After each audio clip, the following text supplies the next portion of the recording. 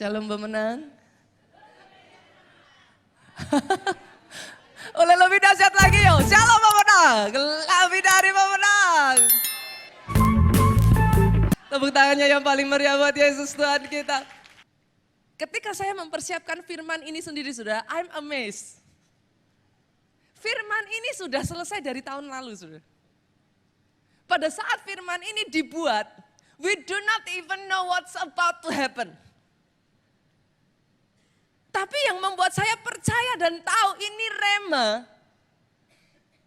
adalah karena ketika firman ini sudah selesai dari tahun lalu, tetapi berjalannya waktu firman ini benar-benar ketika disampaikan persis tepat yang sedang terjadi di tengah-tengah kita. That is what makes me amazed. Yang gereja kita percaya saudaraku, kita itu tidak pernah diajarkan, pengkhotbah di gereja kita tidak pernah diajarkan, maaf Pak, to preach a good sermon. Kita tidak pernah diajarkan hanya untuk mengkhotbahkan khotbah yang baik. No, never. Di gereja kita ini saudaraku, the amount of time spent untuk mencari wajah Tuhan, untuk mencari suara Tuhan, untuk belajar mendengar apa yang jadi tuntunan Tuhan. Itu yang terpenting. So it's not about a good preaching or a good sermon. But it's about the hand of God.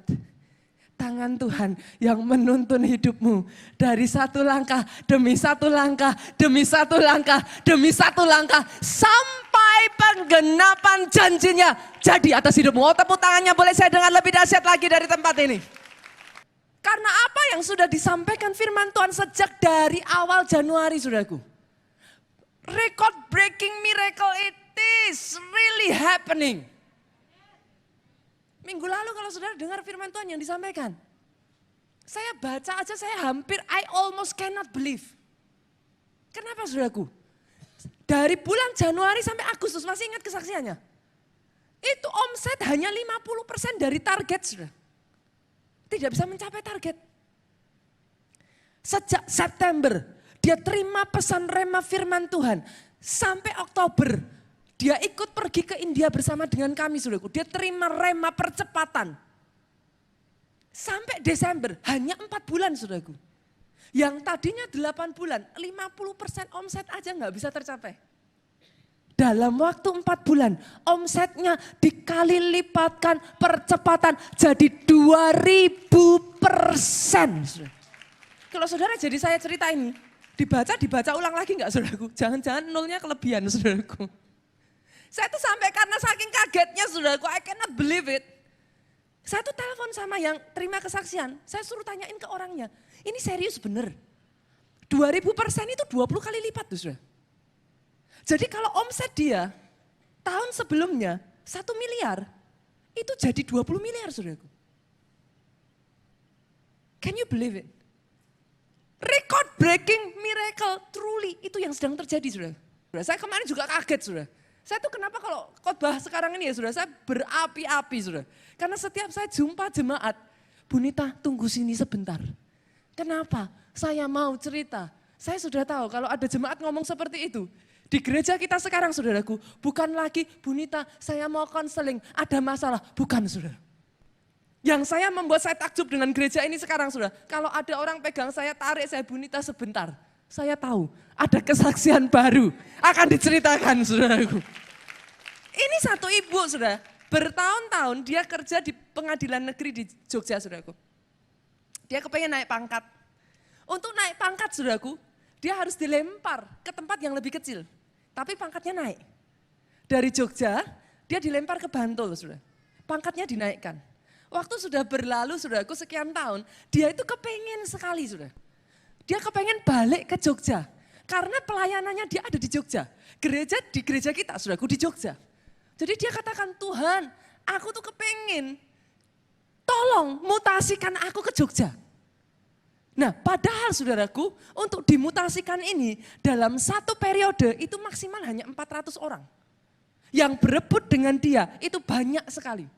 Sudah bertahun-tahun, 2-3 tahun dia mencoba untuk minta mutasi.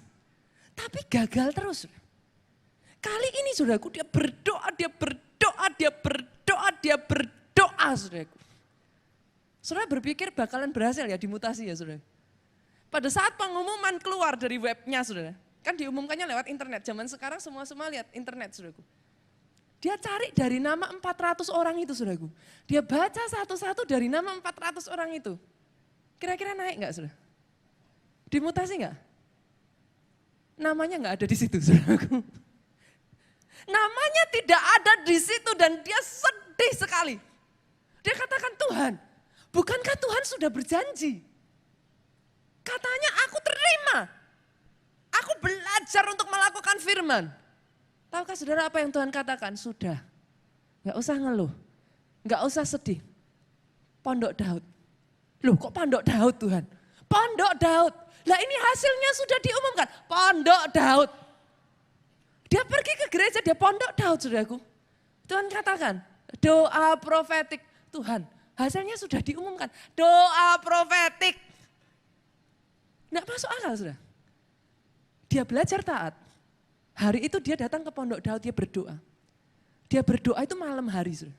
Sekitar jam 9 sampai jam 11 malam dia berdoa. Dia hanya berpikir Tuhan, ya sudahlah. Hitung-hitung Tuhan suruh saya belajar taat. Tahukah saudara apa yang terjadi? Di momen dia berdoa saudaraku, setelah dia selesai. Dia tuh dicari sahabatnya, dia ditelepon. Kamu di mana? Loh kenapa? Kamu tahu enggak? Itu website pengumumannya down. Pengumumannya hilang. Loh maksudnya gimana? Tulisan nama 400 orang itu hilang. Loh maksudnya gimana? Dalam sejarah enggak pernah terjadi yang seperti itu. Ya sudahlah, dia pikir besok dicek. Tahukah saudara jam 12 siang saudara, website itu terbuka lagi saudaraku. Sekali lagi dia cek satu persatu nama di situ. Namanya muncul di dalam daftar 400 orang yang dimutasikan. Ketika saya dengar cerita ini bagi saya, it's dream like miracle. Berapa banyak dari saudara yang bersuka cita? Berapa banyak dari saudara yang tahu itu pekerjaan tangan Tuhan? Tepuk tangannya lebih dahsyat lagi buat Yesus Tuhan kita. Dari semua mujizat yang terjadi saudaraku, banyak sekali mujizat kesembuhan, banyak sekali mujizat. Tapi satu yang saya perhatikan, paling banyak jumlahnya, itu mujizat keuangan saudara. Kenapa sekali lagi saya katakan firman yang akan saya beritakan ini, it is Rhema word. Mujizat keuangan besar. Oh ketika saya katakan ini tangkap dengan iman saudaraku. Kenapa saya katakan ini rema saudara? Tahukah saudara ini adalah sesuatu yang sudah dideklarasikan Tuhan years ago. Dimulai dari bapak leluhurmu saudara. Namanya adalah Abraham. Apa yang Tuhan katakan pada Abraham? Engkau akan diberkati. Dan melalui engkau, seluruh kaum di muka bumi ini akan diberkati. Oh saudaraku, tahukah saudara, ketika janji itu diberikan, banyak orang doesn't pay attention.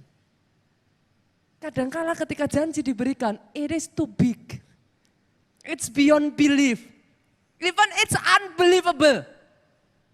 Bagaimana bisa melalui satu Abraham, seluruh kaum diberkati. How can it be? Tapi tahukah saudara, detik hari ini, believe it or not, whether you like it or not, janji itu yes, sudah digenapi. Loh, saya ada buktinya kok sudah. Bangsa Israel, kaum Yahudi, itu jumlahnya berapa sih? Di seluruh dunia ini, they are very little. Hanya jutaan orang. Sangat sedikit. Tapi tahukah saudara, survei terakhir, bahkan tahun lalu saya pernah mengkhotbahkan hal ini. Orang yang begitu sedikit itu menguasai saudaraku 60% seluruh dari kekayaan dunia. It happened. Apa yang dijanjikan Tuhan back years ago, happen right now. Whether you believe it, you like it or not. Orang-orang saudaraku terkaya di dunia saat ini, yang hidup saat ini, they are just Jews.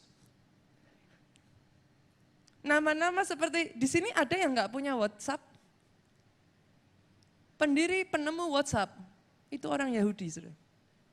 Kalau saudara pakai WhatsApp, itu orang Yahudi. Facebook, ada di sini yang pakai Facebook? Sama, itu orang Yahudi.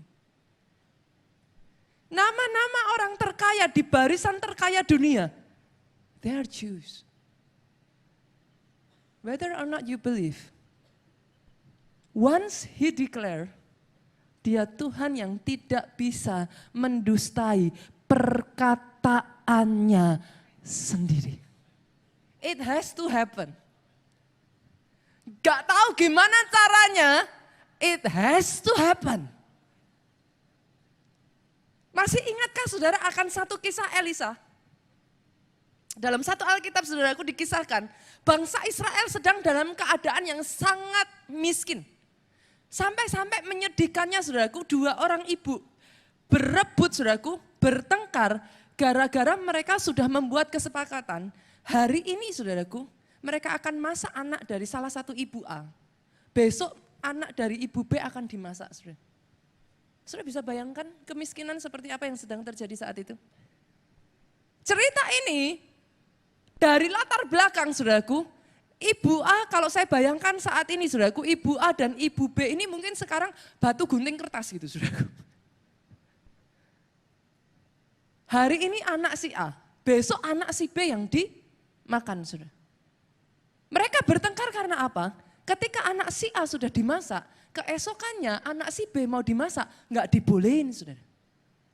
Bertengkarlah mereka. Begitu parah kondisi Israel pada saat itu. Tapi tahukah saudara, kalau Tuhan sudah janji, once he declared, he doesn't care. Masih ingat apa yang saya katakan saudaraku? Jangan ajari Tuhanmu yang tidak tahu batasan apa arti sebuah batasan.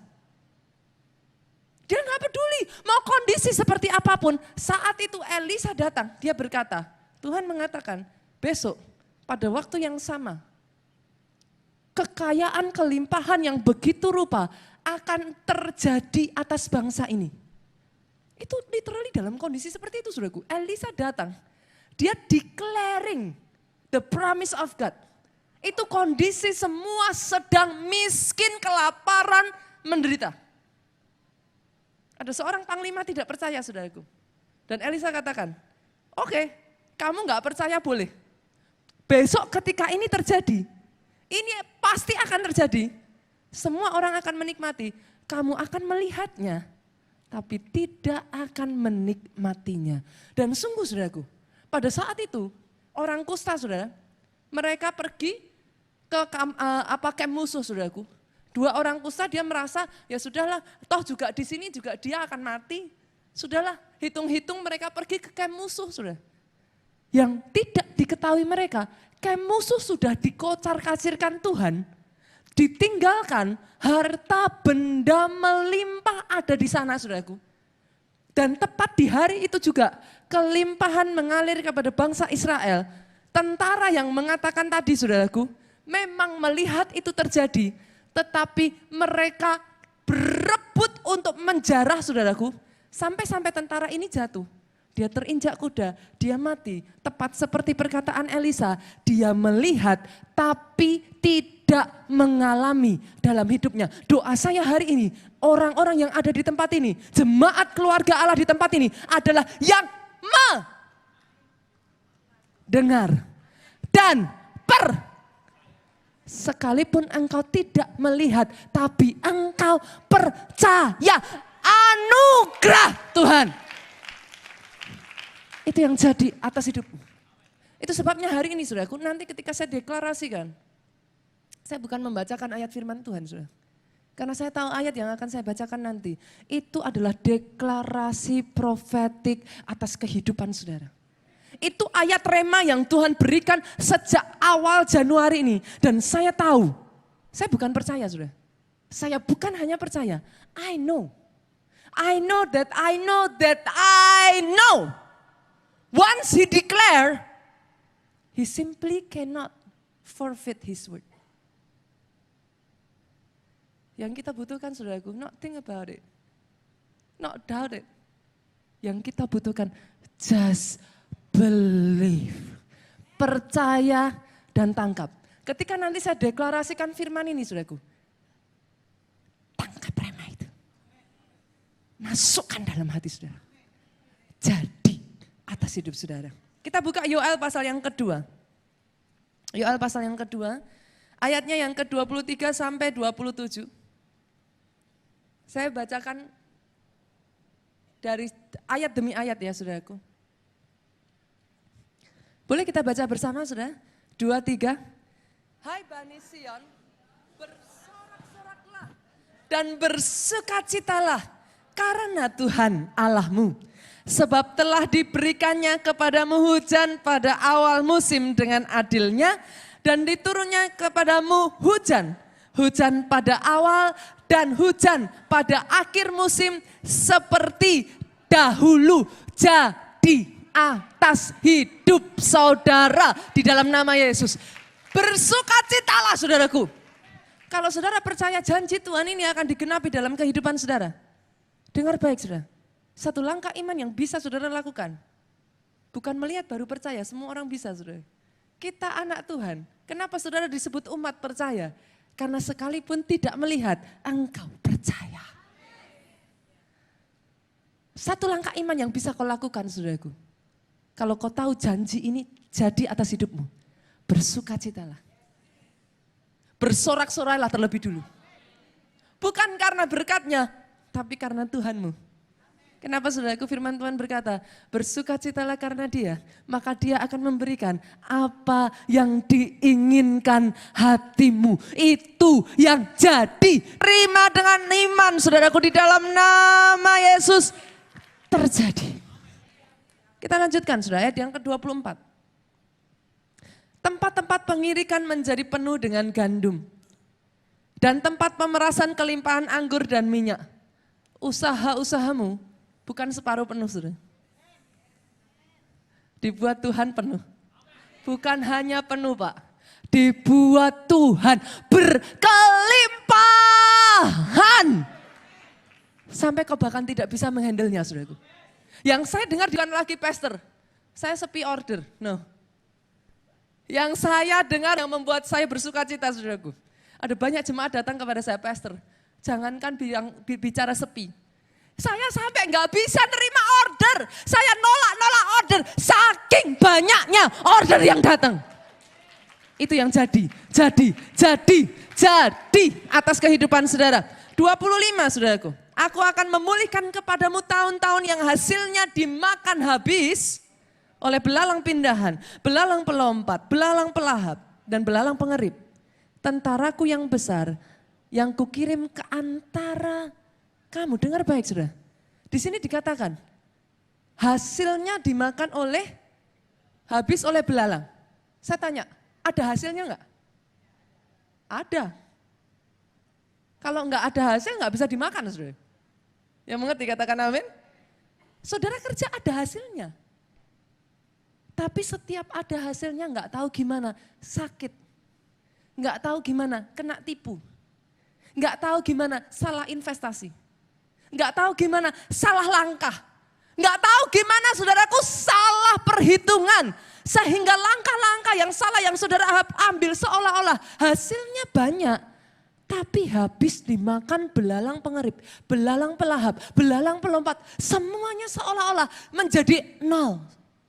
Dengar baik tahun ini saudaraku. Apa yang sudah habis dimakan? Tuhan kembalikan berkali-kali lipat ganda atas hidupmu. Kesehatan yang sudah habis dimakan dikembalikan di dalam nama Yesus. Penghasilan yang sudah habis dimakan dikembalikan di dalam nama Yesus. Hubungan keluarga yang habis dimakan saudaraku menjadi rusak, menjadi korup, menjadi hancur, dikembalikan di dalam nama Yesus.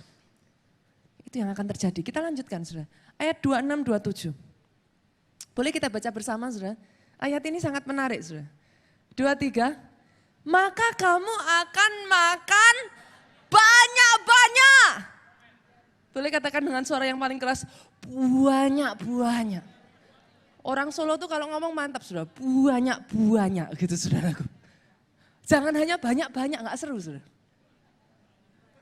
Saudara bicara dengan cara orang Solo saudara. Kebetulan kita presidennya orang Solo saudara. Bicara dengan cara orang Solo, banyak saudara. 2, 3, banyak. Dan menjadi kenyang. Dan kamu akan memuji-muji nama Tuhan Allahmu yang telah memperlakukan kamu dengan ajaib. Orang melihat hidupmu saudaraku.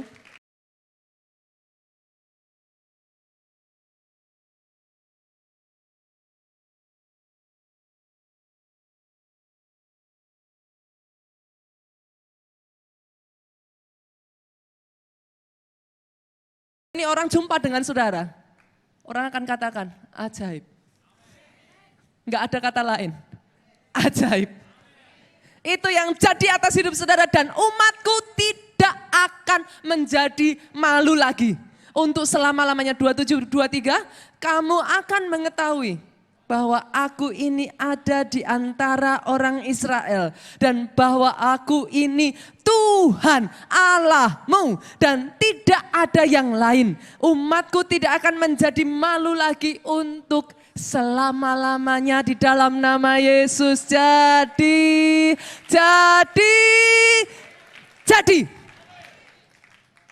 Tangkap saudaraku, tangkap. Karena ini adalah deklarasi profetik.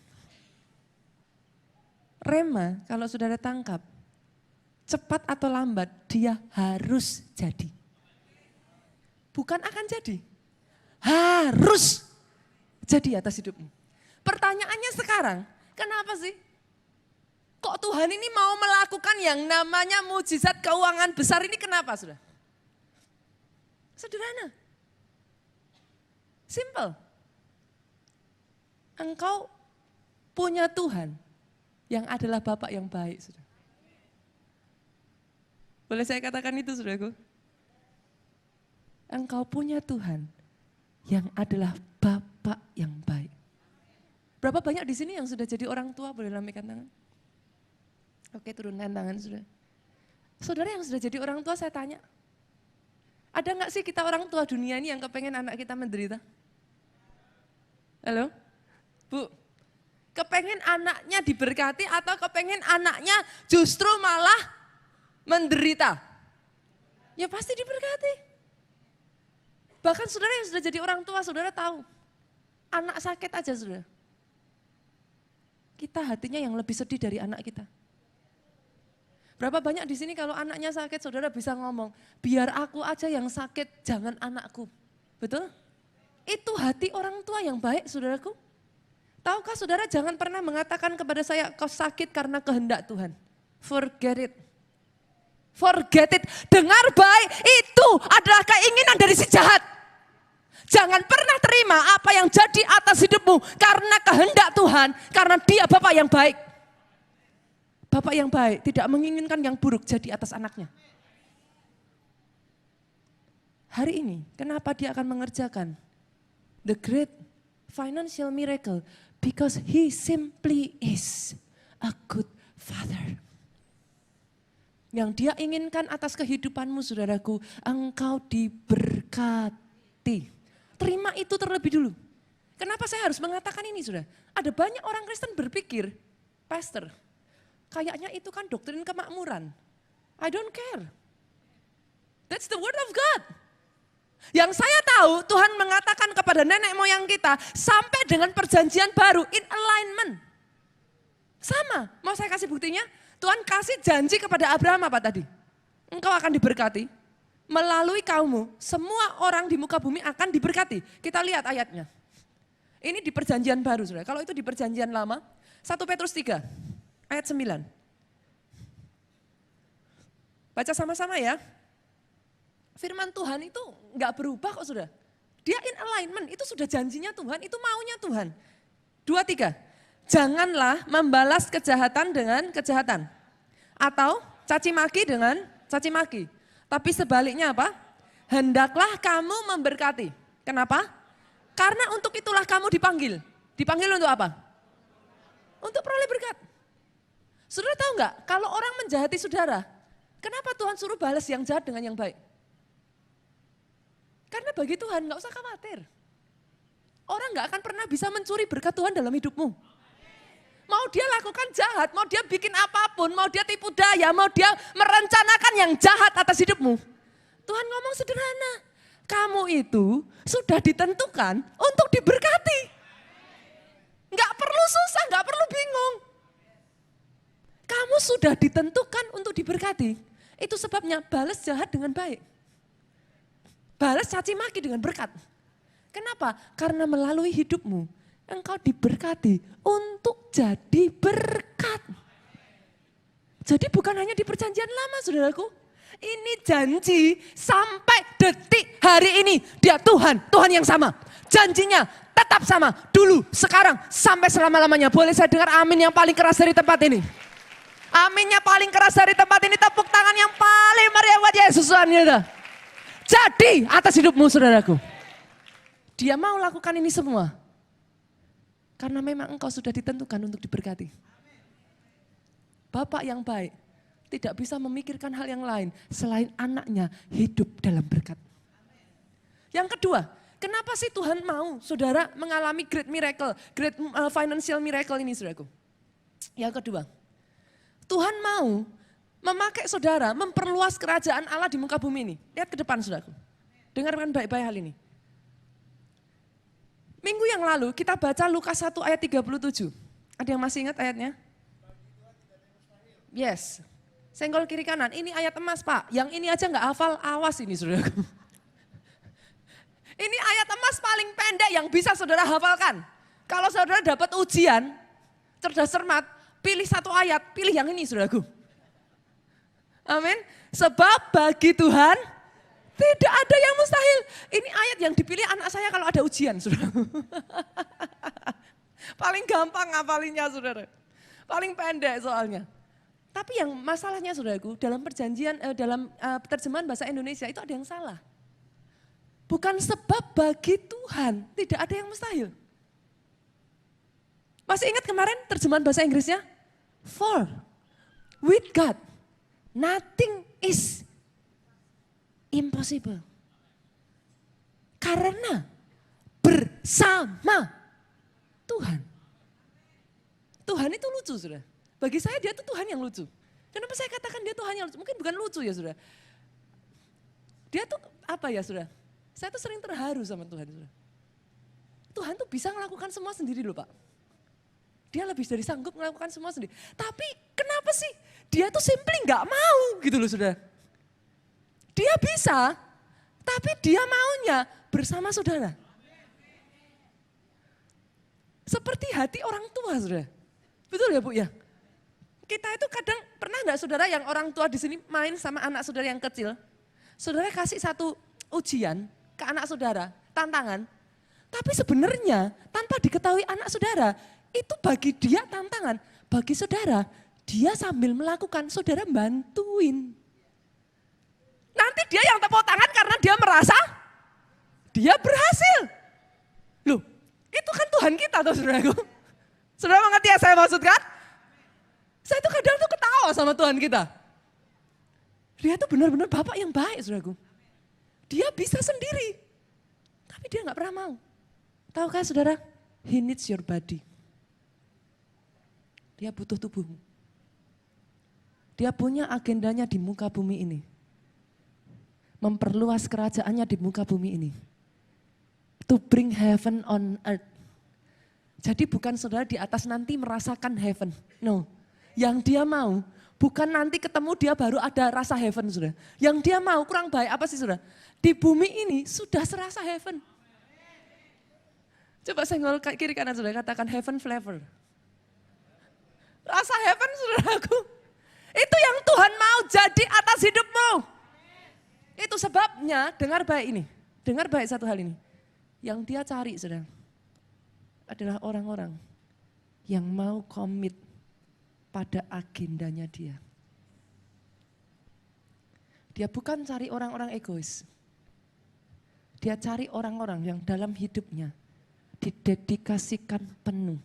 Hanya dan hanya untuk Tuhan. Yang seperti ini saudara. Mau ini orang saudara punya kelemahan, mau ini orang terbatas, mau orang sepertinya ini seorang secara manusia nggak pandai, secara manusia biasa-biasa. Sekali dia temukan yang seperti ini, dengar, dia akan ambil dan dia akan dandani, dia akan hiasi, dia pastikan orang di sekelilingnya tahu ini properti milik Tuhan. Itu Tuhan kita saudaraku.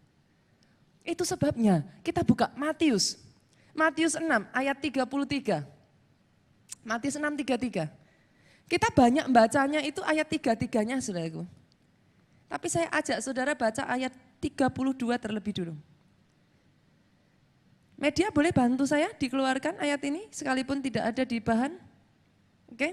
Nanti kalau saudara di rumah, saudara bisa buka dari ayat 25. Itu menceritakan, saudara masih ingat enggak? Burung di udara Tuhan pelihara. Masih ingat? Bunga di padang Tuhan hiasi. Itu ayatnya tentang itu, saudara. Nah, ayat 32 kita baca sama-sama ya, 23. Semua itu, semua apa sih? Kekayaan, pakaian, harta, semua kemewahan itu dicari bangsa-bangsa yang tidak mengenal Allah. Berikutnya, akan tetapi Bapakmu yang di surga tahu bahwa kamu memerlukan semuanya itu. Perhatikan ke depan sudah, apa arti ayat ini? Dia tuh tahu loh Bu, kalau kau butuh susu untuk anakmu. Saya sederhanakan ya ayat ini ya. Dia tahu kalau kau butuh untuk membayar hutangmu. Dia tahu kau butuh uang untuk membayar SPP anakmu. Dia tahu kau butuh semuanya itu. 32 mengatakan dengan jelas, Bapakmu di surga tahu. Jadi nanti saudara, kenapa saya menekankan hal ini? Jangan pernah lagi tanya sama Tuhan ya, Tuhan tuh tahu apa enggak sih? Jangan pernah lagi tanya sama Tuhan. Ayat ini sudah ngomong, dia tahu. Kalau nanti diizinkan Tuhan terjadi, jangan ngomong, Tuhan kok Tuhan tega sih? Apa enggak tahu sih? Kalau aku itu butuh, sudah ada jawabannya. Oke?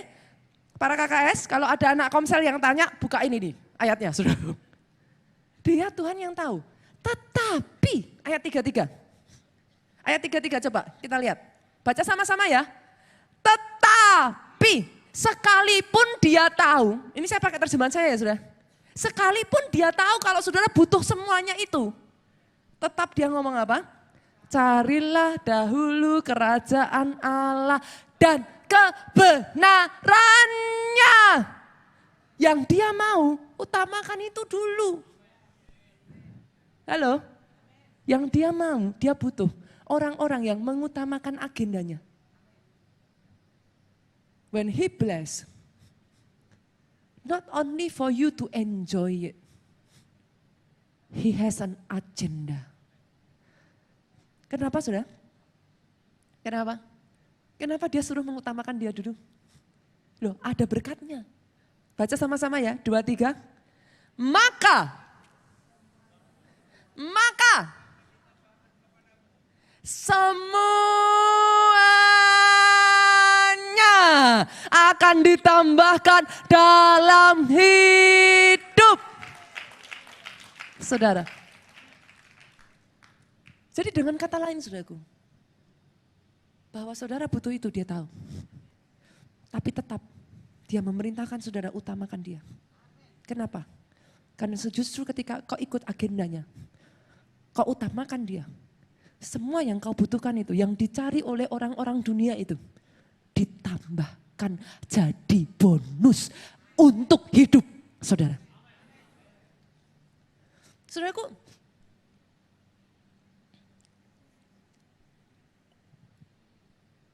saya harus ceritakan ini saudara.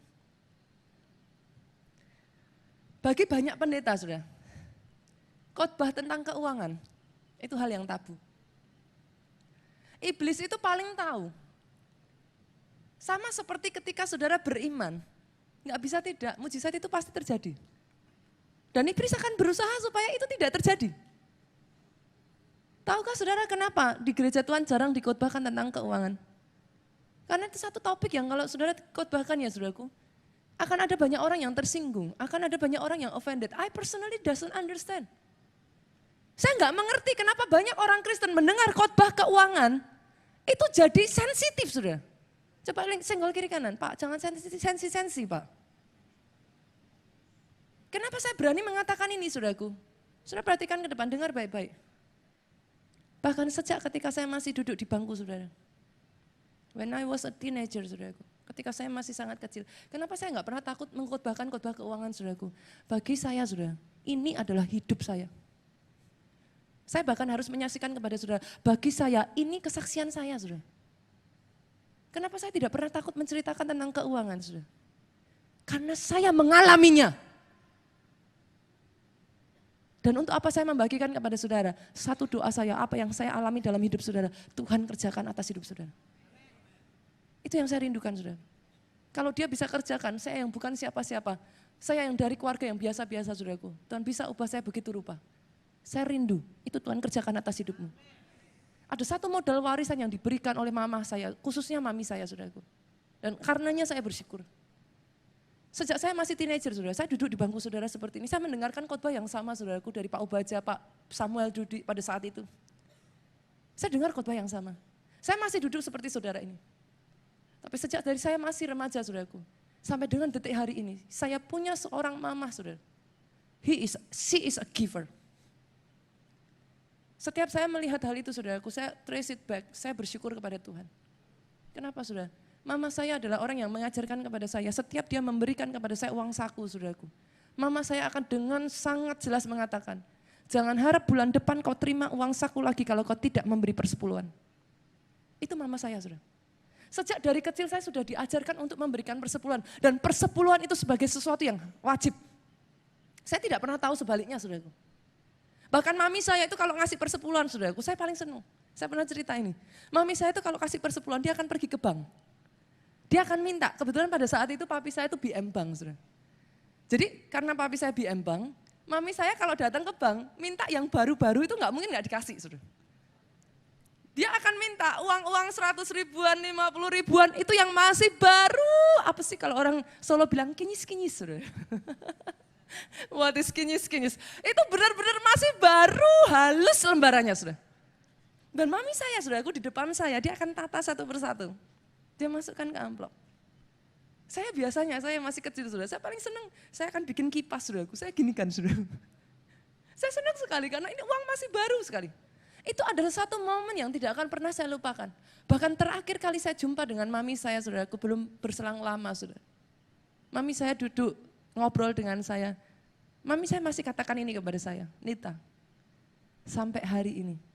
Bahkan ketika gereja tidak mengumumkan janji iman atau persembahan apapun tanpa diminta, mami masih memberi sampai hari ini. Mami saya tahu prinsip yang satu itu saudara, dan karenanya hidupnya diberkati.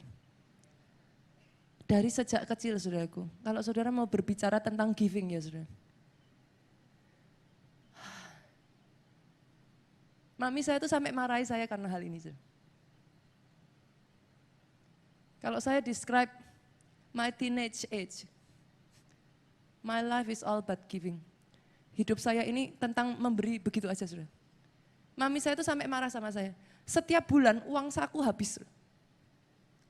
Mami itu selalu marahin saya. Kamu tuh ya uang saku tuh mbok ya ditabung. Tapi mami saya tahu kemana uang itu habis.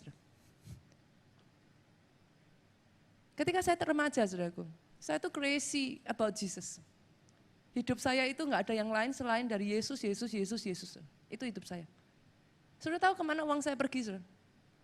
Setiap bulan saya itu punya 3 komsel di bawah saya langsung. Yang saya pegang langsung sebagai KKS pada saat itu.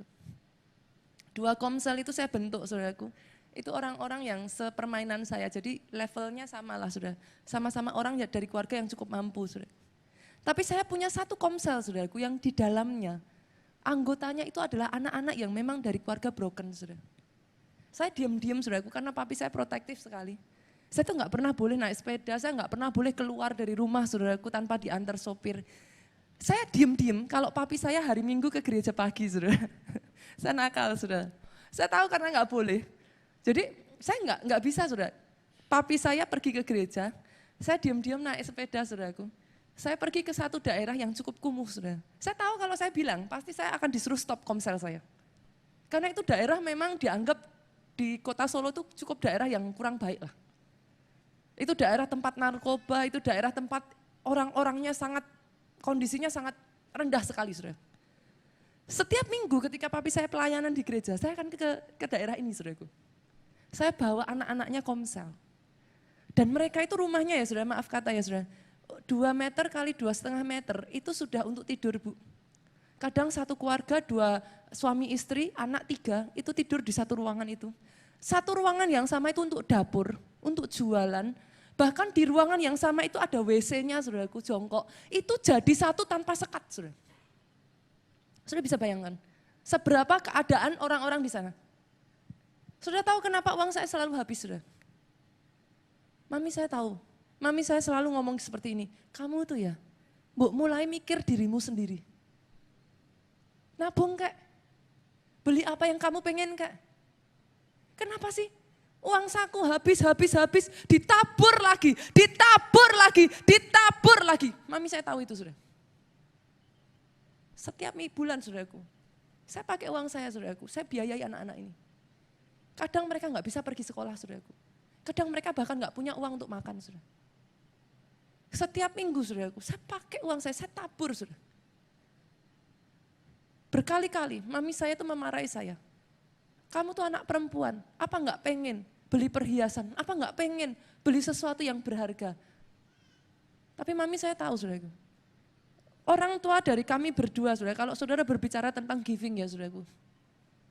Saya menceritakan ini saudaraku, tidak ada tujuan lain. Saya menceritakan ini supaya saudara tahu, saya ada di tempat saya hari ini. Saya tahu pasti apa yang sudah saya tabur di masa lalu itu, Tuhan tidak pernah berhutang sepeser pun kepada saya. Saya pernah saudaraku, bahkan kadang kala saya tuh sampai lupa saudara, yang mana ceritanya karena mirip-mirip saudara. Berkali-kali dalam hidup saya, mami saya itu sampai marah saudara. Kenapa? Baru saja dibelikan mami saya pada saat itu saudara, karena saya nggak pernah bisa nabung saudara. Mami saya itu membelikan saya, di sini ibu-ibu siapa sih yang namanya, boleh lambaikan tangan ibu-ibu, halo. Ibu-ibu di sini ada yang suka diamond? Saya tuh, biar pendeta juga masih perempuan saudaraku. Saya tuh suka berlian saudara, dari sejak saya kecil. Saya suka, karena mami saya orang yang juga suka berlian. Setiap kali saya lihat koleksi mami saya saudaraku, itu membuat saya jadi punya kesukaan tersendiri terhadap berlian. Nah, mami saya itu membelikan saya berlian pertama saya saudara. Itu sesuatu yang saya treasure saudara. Sebuah liontin yang sudah saya idam-idamkan, saya treasure saudara. Tapi saya masih ingat saudaraku, itu baru saya pakai, nggak ada hitungan 1 minggu saudara. Gereja waktu itu umumkan janji iman. Mami saya sudah tahu. Baru lihat saya aja dah gini. Kan kami duduk samping-sampingan saudaraku di gereja. Lihat saya nangis saja, mami saya langsung gini, apa? Apa? Katanya. Apa? Tuhan suruh ngasih kan? Katanya saudaraku. Mami saya sampai sudah hafal sudah. That's my life. Since I was in your chair. Saudara. That's my life. Bahkan saudaraku sejak ketika saya menikah saudara, mami saya itu sampai marah. Orang kalau menikah itu pasti ada emas-emasan ya saudara. Pasti ada ya dari keluarga apa kasih. Mami saya itu sampai marah. Kamu tuh ya gitu, tapi jangan gitu. Saya karena itu ada pemberian orang tua juga saudaraku, saya izin. Mami saya tahu ketika saya datang, mami saya udah geleng-geleng kepala, apa? Mau kamu kasih lagi kan? Sini mami aja yang beli katanya. Saya ketawa saudara. Mami saya sudah tahu itu. Sejak dari saya sangat kecil saudara. Bahkan saudaraku, papa mama dari Pak Jo itu saking melihat kami seperti itu saudara. Mereka itu ya Bu Obaja itu sampai udah kapok saudara. Dikasih mobil, nanti besok-besok lagi datang mobilnya hilang saudara. Itu Bu Obaja itu sampai udah tahu, udah geleng-geleng kepala, mana mobilnya? Dijual. Kenapa? Gereja pembangunan. Pak Jo itu sama. dalam hal ini saudaraku, saya dengan Pak Jo, kami beda dalam banyak hal. Tapi saya bersyukur dalam satu hal ini. Untuk Tuhan, kami gak pernah tawar-menawar. This one, we are the same. Saya dengan Pak Jo, kalau tanding-tandingan gila sama gilanya dalam hal ini, saudaraku. Sampai mobil terakhir yang dibelikan oleh Bu Obaja. Bu Obaja itu suka mobil, saudara. Jadi dalam keluarga itu lucu ya, saudara. Yang hobinya apa, nanti ngasih ke anaknya apa biasanya. Benar ya? Orang tua tuh selalu gitu. Kalau hobinya apa, nanti kasih ke anaknya juga apa. Bu Obaja itu hobinya mobil, saudara. Jadi biasanya yang terus-menerus kasih berkat kami mobil itu Bu Obaja ini. Nah, sampai mobil terakhir, Pak Ne mungkin tahu, di Jogja, audisi hitam. Itu yang ngasih Bu Obaja Pak Ne. Sampai detik hari ini AD1SY itu masih ada di Jogja, nggak dijual. Itu mobil terakhir yang dibelikan oleh Pak Bu Obaja untuk keluarga saya, saudaraku, dengan satu pesan. Yang satu ini cuman dipinjemin. Nggak dikasih katanya. Jadi sampai detik hari ini kami nggak bisa jual, saudaraku. Dalam hidup kami dengar baik, dengar satu hal ini ya saudaraku. Kenapa saya ceritakan semuanya ini? Saya bukan cerita ini untuk tujuan yang lain. Tapi dengar satu hal ini. Satu genggam yang saya berikan dengan satu genggam yang Tuhan berikan tidak ada tandingannya, saudara. Sejak dari saya mengenal Tuhan saya sampai detik hari ini, tidak pernah saya menemukan Tuhan saya berdusta dalam hidup saya. Saya adalah bukti hidup, saudaraku. Kalau saudara melihat kehidupan saya saat ini, jangan lihat saya saat ini. Saudara akan tertipu. Lihat saya way back. Hidup saya hari ini adalah karena saya belajar mengenal Tuhan saya, punya agenda di muka bumi ini, and I'm all for it. Bahkan ketika firman Tuhan ini akan diberitakan, saudaraku, saya sudah tahu, I rejoice over it. Saya bersuka cita, saudara. Tahukah saudara, banyak orang tidak mengerti bulan Januari ini, saudara, terjadi mujizat secara masif dalam hal keuangan. Saya kemarin ketemu Ida, betul ya Ida ya? Saya tanya, setiap kali saya tanya, ceritanya Ida, anak asalnya Ida ngalami mujizat apa enggak? Ida jawab, Pastor, itu mujizat keuangan, mujizat pekerjaan. Betul ya Ida? Itu yang Ida ceritakan. Begitu banyak, saudaraku. Tapi banyak orang tidak mengerti, saudara. Why this happen? Kenapa ini terjadi begitu masif dalam gereja kita? Bolehkah saya menceritakan, saudaraku? Tanpa saya sadari, saudara. Sebenarnya saya juga nggak sadar, saudara. Karena ketika saya melakukan itu, saya nggak pernah berpikir.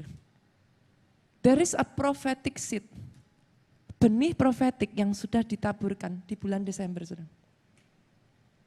Saudara masih ingat bulan Desember saya pergi ke Nigeria? Ketika kami pergi ke Nigeria, saudaraku, sebelum kami berangkat, Tuhan itu berbicara dalam kehidupan kami. Nita, tabur. Percaya nggak percaya, saudara? Setiap kali Tuhan katakan seperti itu, bagi saya it's a privilege. Karena saya tahu, di tangan Tuhan taburan saya nggak pernah sia-sia. Tuhan sampaikan tabur. Saya katakan oke Tuhan, berapa? Ada satu jumlah amount, saudaraku, Tuhan berikan di kepala saya. Saya hanya geleng-geleng kepala, ini besar loh Tuhan. Kalau memang dari Tuhan, saya ngomong sama Pak Jo akan agree. Saya tuh jadi orang jarang kaget soal memberi, saudaraku. Karena saya sudah belajar apapun yang saya tabur di tangan Tuhan, itu nggak pernah ada yang sia-sia. Pak Jo ternyata tuh sama, saudara. Sering kali seperti itu. Saya disuruh nabur, Tuhan bicara sama Pak Jo. Dia datang. Kamu disuruh Tuhan nabur nggak? Loh, baru aja mau ngomong. Kamu disuruh nabur nggak? Loh iya sama. Pak Jo selalu tanya saya, berapa? Saya sebutkan nominalnya. Biasanya Pak Jo itu yang oke, gitu sudah. Kali ini saya kaget. Oke, tapi double porsi. Loh, saya lebih kaget. Loh, angka itu saja bagi saya sudah besar, sudah. Ketika Pak Jo bilang, itu kan hanya bagianmu. Tapi rema yang Tuhan berikan untuk aku double porsi. Jadi kamu segitu, aku juga segitu. Ini kalau saudara berbicara, ini bukan untuk gereja kita sama sekali, saudara. Saya pergi ke Nigeria, dan puji Tuhan pada saat itu kita mendapat kesempatan berjumpa dengan Pastor E.A. Adeboye in person. Kami hanya berempat saudaraku, saya, Pak Jo, Pak Obaja dengan Bu Obaja bersama beliau. Orang lain kalau datang sama Pastor E.A. Adeboye itu ngajukan proposal, saudara. Minta diberkati, minta didoakan. Bahkan saudaraku orang yang dekat dengan beliau pun kaget. Ini ada pendeta jauh dari Indonesia, datang bukan minta didoakan, datang bukan minta diberkati. Kami datang kepada beliau, saudaraku, tahu apa yang kami lakukan, saudara? Kami hanya berterima kasih. Kami bercerita, Tuhan mengerjakan apa yang dikerjakan di Nigeria, di Indonesia. Dan kami datang karena Tuhan suruh kami untuk menaburkan benih profetik. Beliau kaget, saudara. Beliau nggak menyangka. Kami taburkan, saudaraku. That's it, finish. Saya nggak berpikir jauh, saudaraku, apapun. Saya hanya nabur saja, bagi saya itu. Tapi ketika masuk di bulan Januari, yang saya tidak sadari, apa yang kami taburkan, itu bukan ternyata berbalik kepada kami saja, saudaraku. Tapi pengurapan turun dari atas ke bawah. Yang kami taburkan, itu bukan hanya Tuhan kembalikan kepada kami. Tuhan kembalikan satu demi satu kepada jemaat di keluarga Allah. It amazed me. It amazed me, saudaraku. Dan ketika kita masuk di ranah ini, saudaraku, dengar baik, dengar baik. Dari sejak lama Tuhan sudah bicara, saudaraku. Tuhan sudah katakan, ini adalah satu kesempatan. Bukan hanya saya dengan Pak Jo, kami menabur. Dengar baik, saudaraku. Kalau saudara bisa tangkap rema ini baik-baik, yang akan Tuhan kerjakan atas hidupmu besar. Belajar untuk taburkan benih profetik. Ketika saya katakan ini, saudaraku, saya tidak berkata akan terjadi. Oh dengar, bagi saya, I believe it so much. Kenapa? Saya sudah alami kok. Dan saya alami jauh lebih dari yang saya pikirkan. Bahkan di saat-saat, saudaraku, kadangkala, saudaraku, ketika kita taburkan ini, kita bercucuran air mata, saudara. Tapi coba kita baca ayatnya. Mazmur, pasalnya yang ke-126, kita lihat. Ayat 1 sampai 6. Boleh baca bergantian, saudaraku? Waktu saya terbatas. Mazmur 126 ayat 1 sampai 6, sudah baca, saya baca ayat 1, sudah baca ayat 2, kita bergantian. 2, 3. Nyanyian ziarah, ketika Tuhan memulihkan keadaan Sion, keadaan kita seperti orang-orang yang bermimpi. 2, dengan suara keras. Pada waktu itu, mulut kita akan penuh dengan tawa, dan lidah kita dengan sorak-sorai.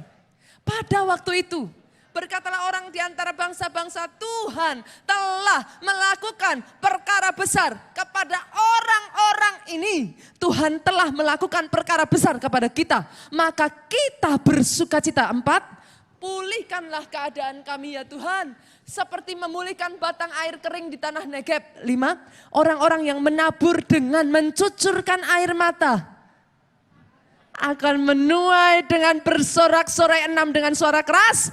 Orang yang berjalan maju dengan menangis sambil menabur benih, pasti pulang dengan bersorak-sorai sambil membawa berkas-berkasnya. Jadi atas hidup saudara. Jadi atas hidup saudara. Pertanyaannya sekarang saudara, kok ayat 5 tadi? Kok naburnya sambil mencucurkan air mata itu kenapa saudara? Halo? Kemungkinan pertama, orang kalau nabur sambil cucuran air mata bu, mungkin kondisinya sedang kekurangan. Yang mengerti katakan amin. Sudah kekurangan disuruh nabur. Ini yang saya ceritakan beberapa waktu lalu sudah. Biasanya datang IR1 orangnya saudaraku, ini saya nggak lihat hari ini. Dia bersaksi sudah, disuruh Tuhan nabur, itu bahkan uang saja yang untuk nabur dia nggak ada. Tapi Tuhan gerakkan, kamu nabur benih profetik. Loh Tuhan, uangnya aja nggak ada. Yang ditabur apa? Tuhan ngomong, kamu memang nggak ada uangnya. Tapi di rumah ada perhiasan senilai yang harus kamu tabur. Dia lupa saudara.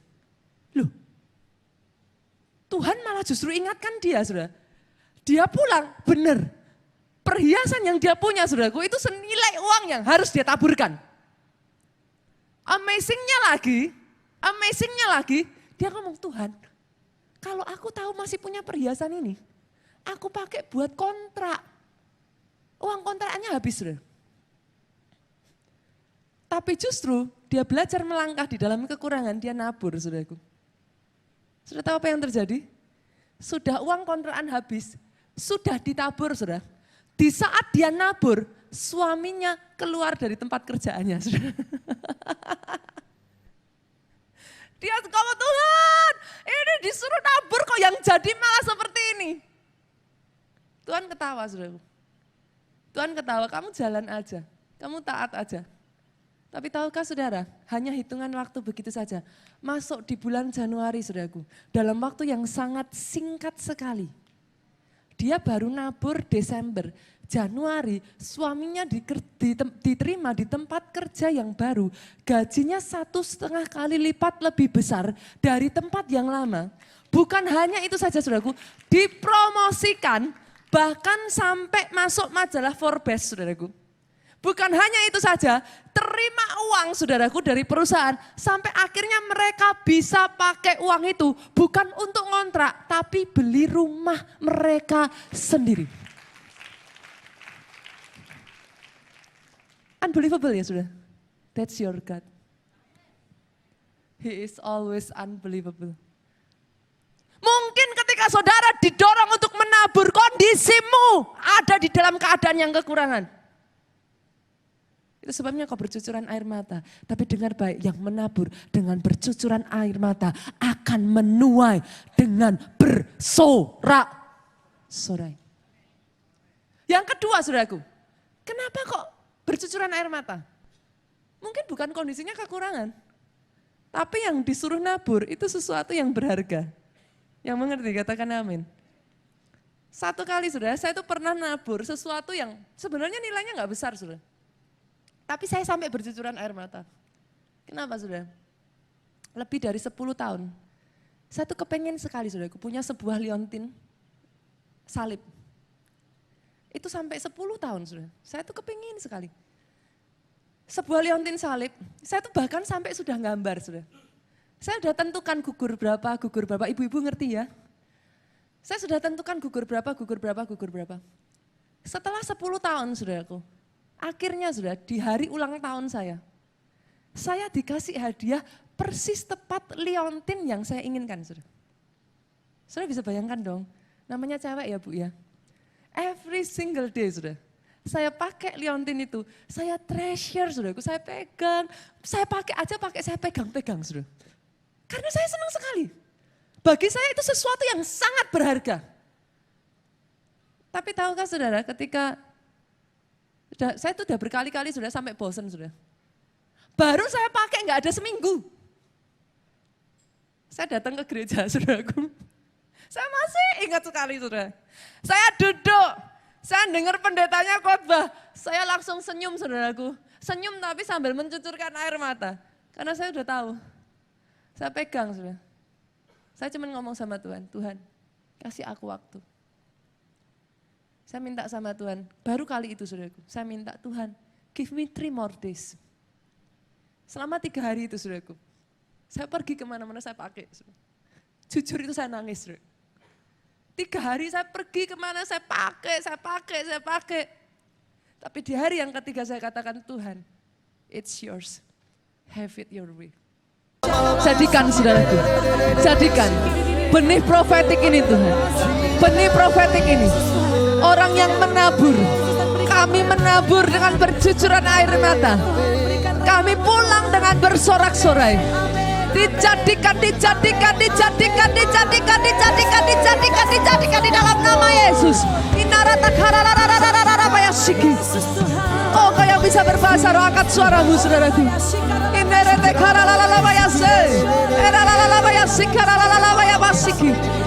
Mulai sejak dari hari ini, apa yang jadi janjimu Tuhan? Mereka akan bersorak-sorai. Mereka akan beria-ria di dalam Engkau. Lumbung mereka akan penuh dengan gandum. Tempat pemerasan mereka akan kelimpahan dengan minyak dan anggur. Apa yang sudah hilang dikembalikan berkali-kali lipat dalam kehidupan mereka. Mereka akan makan dan menjadi kenyang.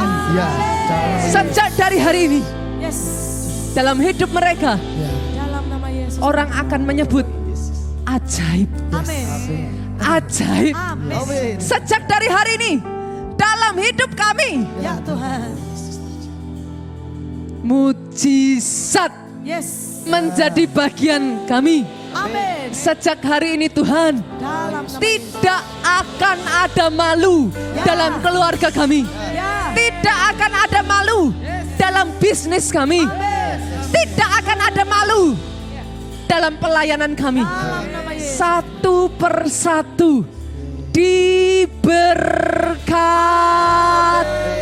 dalam nama Yesus. Dalam